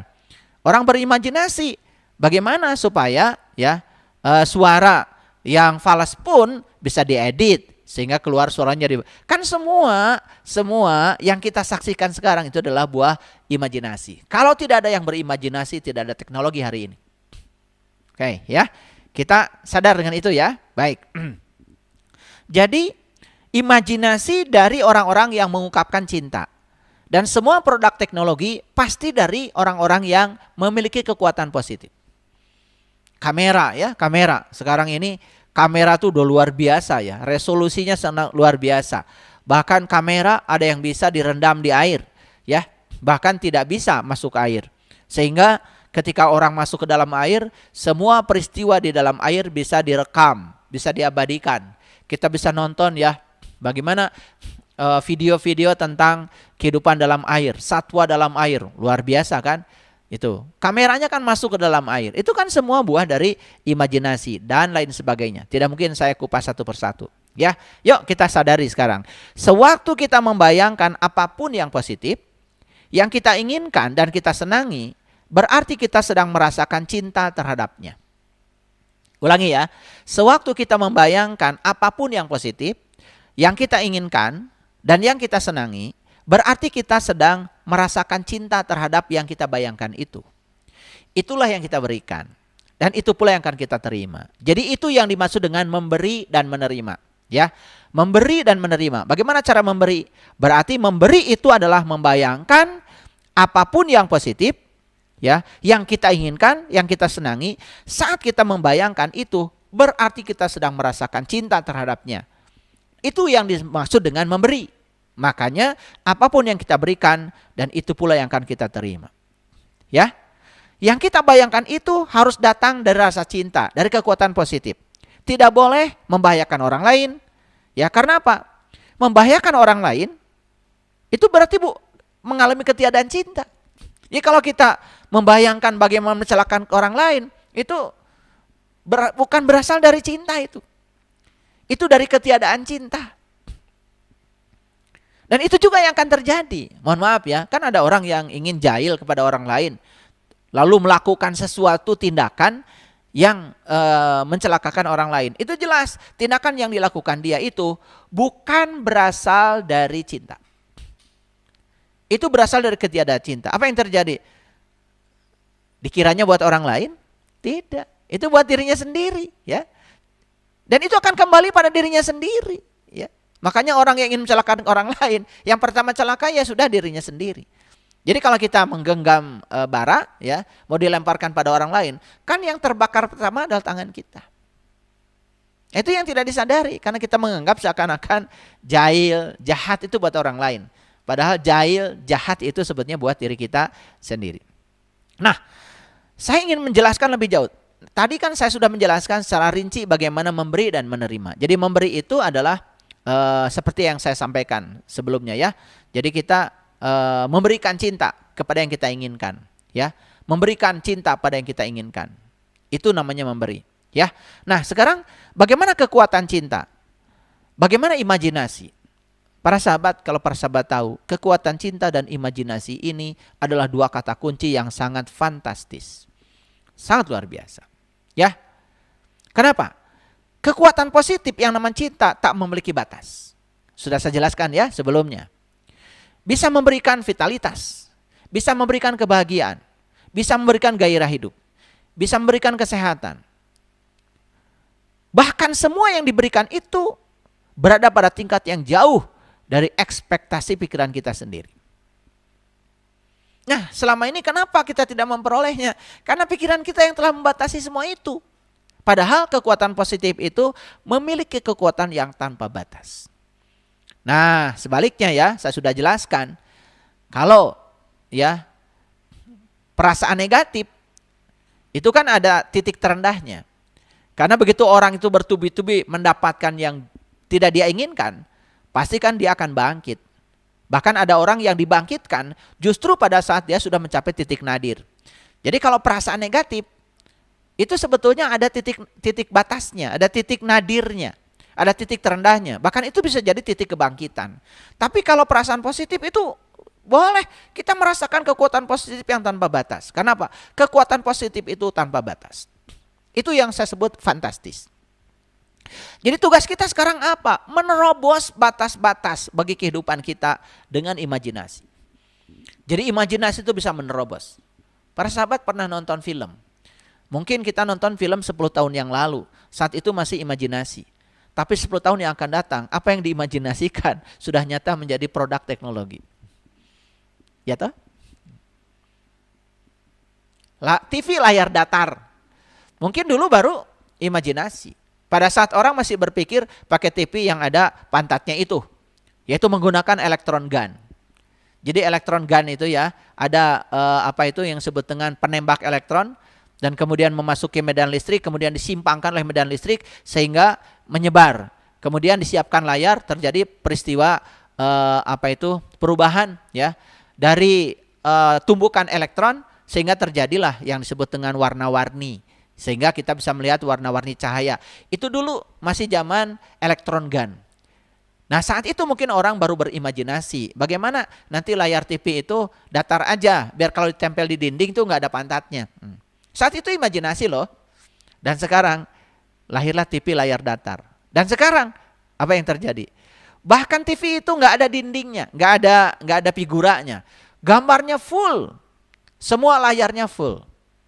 Dan mungkin suatu saat orang juga berpikir nanti untuk menangkap gambar nggak usah pakai layar lagi. Ya toh, mungkin saja langsung saja di ruang kosong ini tercipta gambar yang namanya hologram. Dan semua produk teknologi adalah hasil imajinasi. Ya, bukan halusinasi ya. Saya tidak bicara itu. Oke. Ya. Jadi tugas kita apa?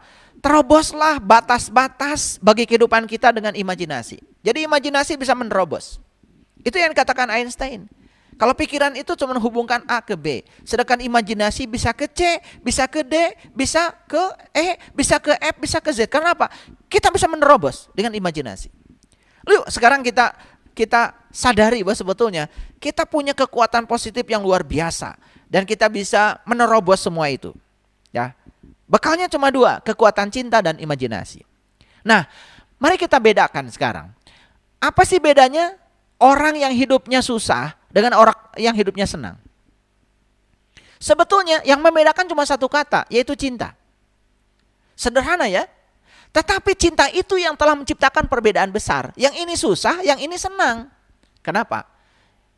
Yang senang itu karena dia sudah mampu menggunakan kekuatan positif yang bernama cinta. Dan yang susah itu karena dia mengalami ketiadaan cinta. Lalu yang keluar dari pikiran dan perasaannya semua hal yang negatif. Jadi perasaan terhadap uangnya negatif, terhadap hubungan negatif, terhadap pekerjaan negatif. Bagaimana kita bisa mendapatkan pekerjaan dengan cepat kalau perasaan kita terhadap pekerjaan negatif? Misalnya kita mengatakan cari pekerjaan itu susah, melamar itu susah, pekerjaan itu tidak ada. Kita ingin bekerja, tetapi perasaan kita terhadap pekerjaan sendiri sudah negatif. Pekerjaan tidak akan datang kepada kita. Nasib kita tidak akan berubah karena kita tidak mampu mengubah perasaan kita sendiri. Mau bisnis sudah berpikir rugi ya, atau berpikir wah cari uang tuh susah, cari untung tuh susah. Kalau kita rasa kita terhadap uang sudah negatif, ya bagusnya jangan bisnis ya, udah pasti rugi. Karena apa? Like attracts like, yang serupa menarik yang serupa. Karena perasaan kita tidak mengandung cinta. Tidak ada kekuatan positif yang diinpuskan pada perasaan kita. Yang terjadi ya seperti itu. Yuk sekarang. Jadi bedanya apa ya? Yang senang selalu membayangkan apa yang mereka inginkan dan mereka sukai. Mereka sudah merasakannya. Ya, bahkan mereka sudah bisa menginpuskan cinta ke dalam perasaannya. Mereka sudah bisa merasakan cinta terhadap apa yang mereka bayangkan itu. Jadi cinta itu sudah diberikan terhadap apa yang mereka bayangkan itu. Bahkan tadi ya, pada langkah proses penciptaan sudah saya jelaskan. Yang susah, secara tidak sadar telah menggunakan imajinasinya untuk hal-hal yang tidak mereka inginkan. Secara tidak sadar imajinasinya ya untuk ya hal-hal yang tidak mereka sukai. Mereka lebih banyak merasakan hal negatif terhadap apa yang mereka bayangkan. Jadi perasaannya negatif terhadap apa yang mereka bayangkan.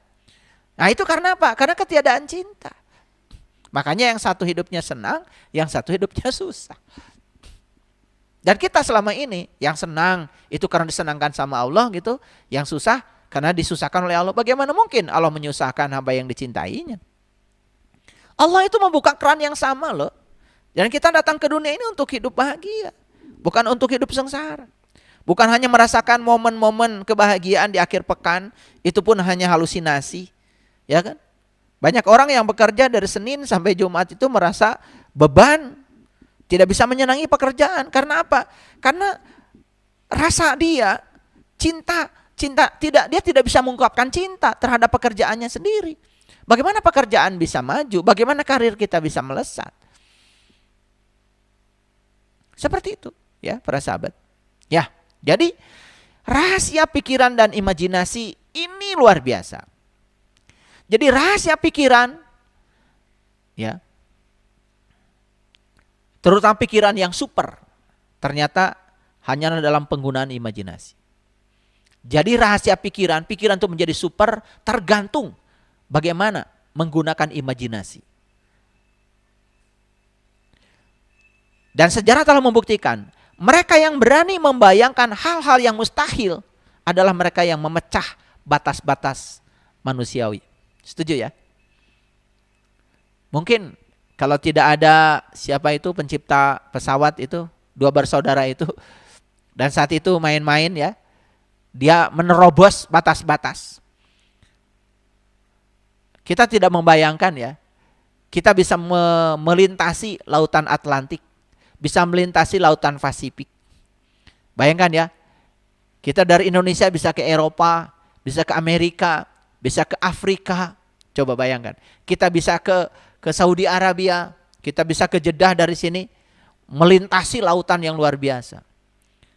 Mungkin dulu di zamannya orang menganggap itu hal yang mustahil. Dan ternyata terciptalah pesawat. Jadi saya ingin mengatakan bahwa sejarah telah membuktikan mereka yang berani membayangkan hal-hal yang mustahil adalah mereka yang memecah batas-batas manusiawi. Jadi maksud saya batas-batas manusiawi, maksud saya adalah kebanyakan orang berpikir saat itu diterobos oleh dia. Dan ternyata dia bisa menemukan sesuatu. Itu karena apa? Keberanian. Makanya kata Socrates, keberanian adalah pengetahuan tentang ketakutan.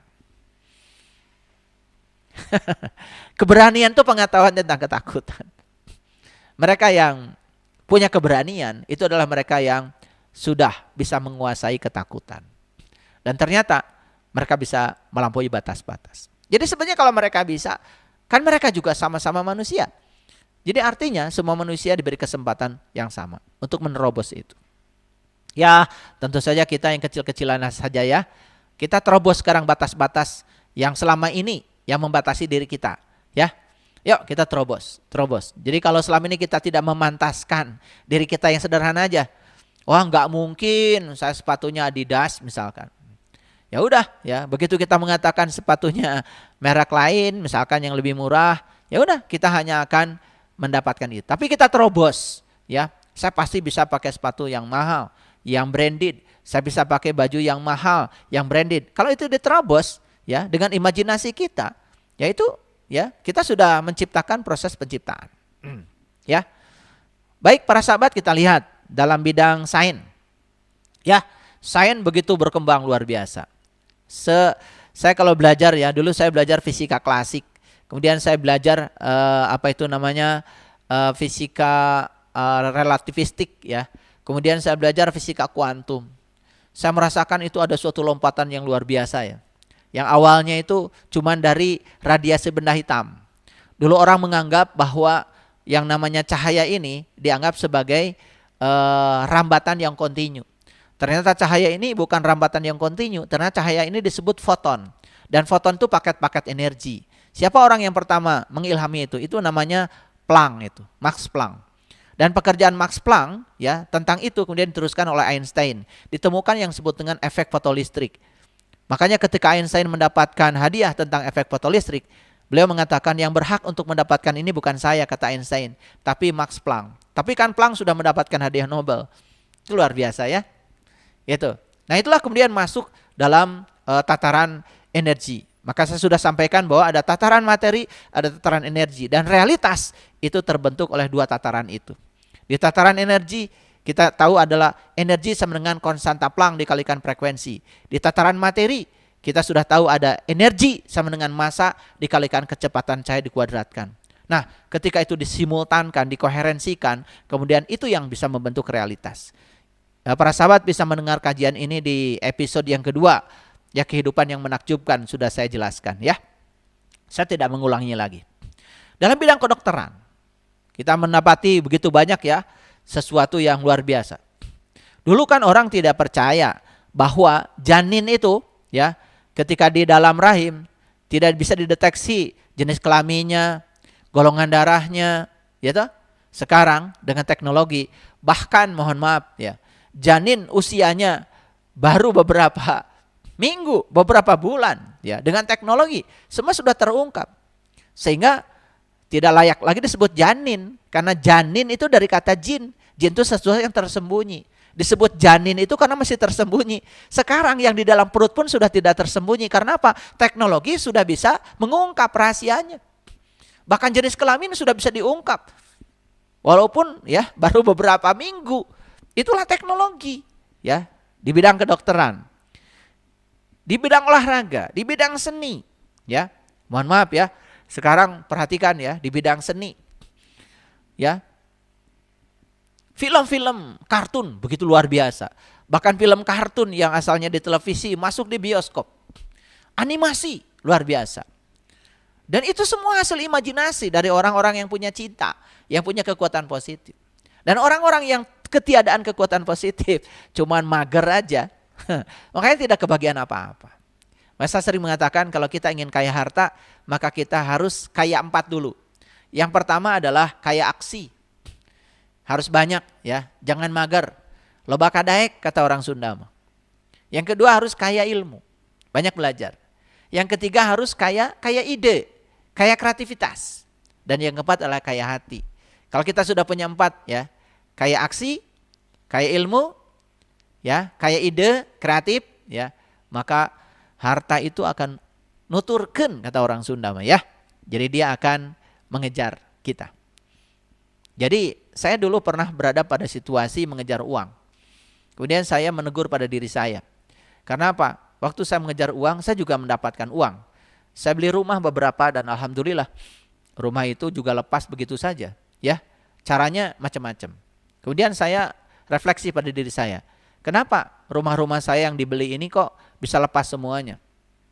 Walaupun ya disebut dalam tanda kutip ditipu orang, tetapi yang jelas lepas, itu cara semesta mengambilnya seperti itu. Dan saya mempertanyakan kenapa harus lepas. Dan kemudian saya refleksi, oh saya waktu itu mengejar uang. Harusnya kan uang yang mengejar saya. Ya kan? Makanya ada kata-kata yang sangat luar biasa ya. Siapa yang mengejar Allah dia dapat 2, Allah dan dunia. Tapi siapa yang mengejar dunia, maka dia tidak dapat dua-duanya. Jadi kalau saya gambarkan kan seperti ini, para sahabat, ya. Sebentar ini saya lipat ke atas. Kalau ini matahari ini sumber cahaya. Ini kita di sini. Coba perhatikan. Kan bayangan pasti di sini. Di belakang sumber cahaya. Nah, kalau ini matahari, sebut saja ini adalah sumber energi, sumber asal muasal kehidupan. Sebut saja ini simbolisasi dari Tuhan misalkan. Ya, saya tidak mengatakan materi Tuhan ya. Ini hanya simbolisasi.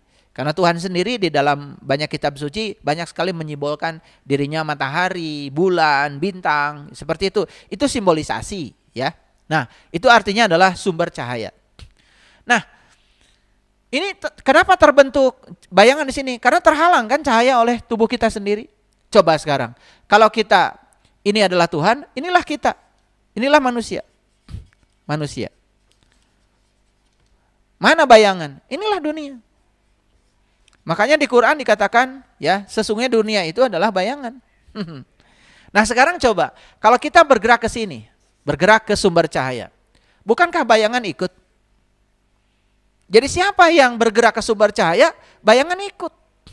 Jadi siapa yang menuju Tuhan, maka dia akan dapat 2, dapat Tuhan, dapat dunia. Tapi coba kalau bergerak ke sebelah kanan, terus aja ngejar dunia, terus ngejar uang, apa yang terjadi? Kita membelakangi cahaya. Akibatnya apa? Kita mengejar bayangan kita sendiri. Dan bayangan itu tidak bisa ditangkap para sahabat. Tidak ada orang yang hari ini sukses menangkap bayangan sendiri. Dan bayangan tidak bisa ditangkap. Jadi artinya, ya saya dapat belajar dari kehidupan saya. Kenapa saya harus kehilangan begitu banyak ya yang saya miliki pada saat itu. Ya. Tapi saya juga tidak merasa kehilangan saat itu. Saya sadar karena ada yang salah dalam hidup saya. Karena semua harus lepas dari saya itu karena cinta kasih semesta. Ya udah saya sadari. Dan begitu saya sadari, saya dapat pesannya, dapat pelajaran. Oh, pada saat itu saya salah arah. Jadi saya arahnya menuju kepada kegelapan. Saya menuju kepada dunia. Saya mengejar dunia. Lalu saya membelakangi cahaya. Kemudian saya ubah. Sekarang saya harus menghadapi cahaya dan biarkan bayangan ikut saya. Dan ternyata luar biasa para sahabat, ketika kita mengubah arah kita, juga sangat luar biasa hasilnya. Ya, kita berada pada situasi yang berbeda. Bahkan seandainya pun kita dititipi banyak harta, rasa memiliki itu sudah tidak ada lagi. Karena apa? Ya, karena semua juga bukan milik kita, bahkan diri saya juga miliknya dia. Jadi mana yang bukan miliknya dia? Semuanya miliknya dia. Ya, oke, ya.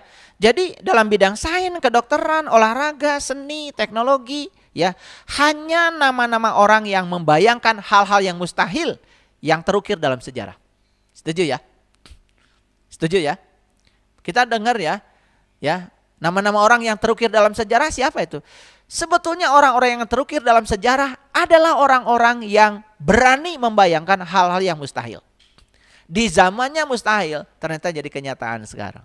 Dan orang itu terekam dalam sejarah. Betul ya para sahabat? Oke, ya.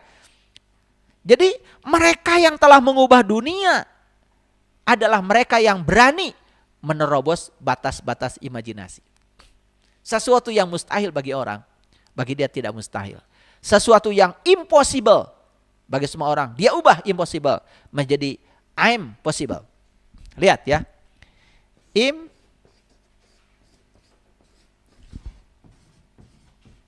Impossible.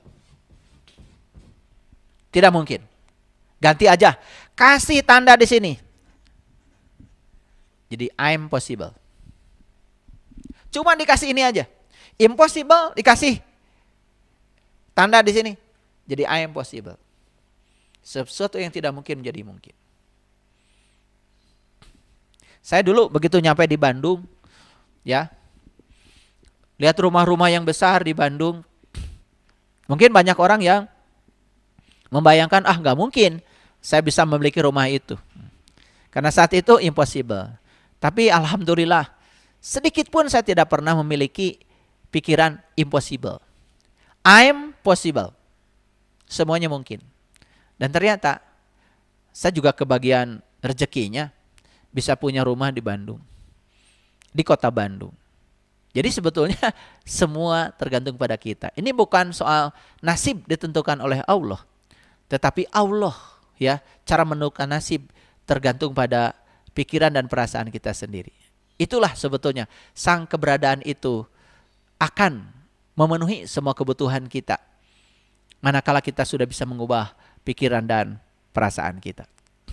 Coba renungkan. Semua kehidupan kita saat ini adalah semua yang pernah kita bayangkan, bukan? Yuk, semua kehidupan yang terjadi saat ini adalah yang pernah kita bayangkan. Saya ya menikmati kehidupan saya saat ini, itu yang saya bayangkan. Saya punya rumah seperti yang saya bayangkan. Saya ingin punya kendaraan seperti yang saya bayangkan. Saya ingin sekolah di tempat seperti yang saya bayangkan. Saya ingin bekerja di tempat seperti yang saya bayangkan. Dan semua yang terjadi saat ini sebetulnya yang pernah kita bayangkan. Cuman kita tidak sadar. Baik ya, semua yang kita miliki, yang tidak kita miliki, semua situasi dan keadaan hidup kita adalah sama persis dengan yang pernah kita bayangkan.